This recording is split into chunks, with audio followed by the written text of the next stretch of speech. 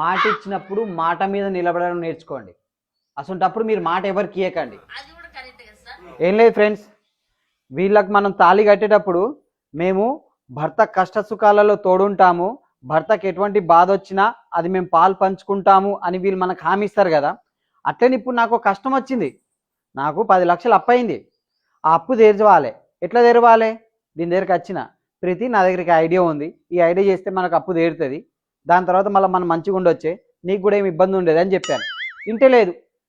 అరే ఏం లేదు ఫ్రెండ్స్, ఇప్పుడు మనం సడన్లీ మళ్ళీ మనం 10 లక్షలు తేవడం ఇవన్నీ ప్రాసెస్ అవుతుంది కదా.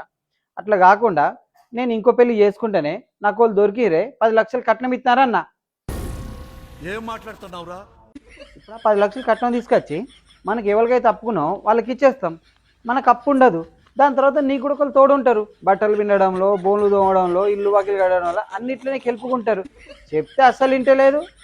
అసలు అప్పుడు మీరు ఎవరికి మాట ఇవ్వద్దు, ఇటువంటి వాగ్దానాలు కూడా చేయొద్దు. అరే నా కొడక, ఓసలి వెళ్ళి నా కొడక, నీ బుద్ధి ఇప్పుడు తెలిసిందా? అరే బతుకుంటా గొయ్యి కప్పి గొయ్యి తీసి పాటే కొడుకురా.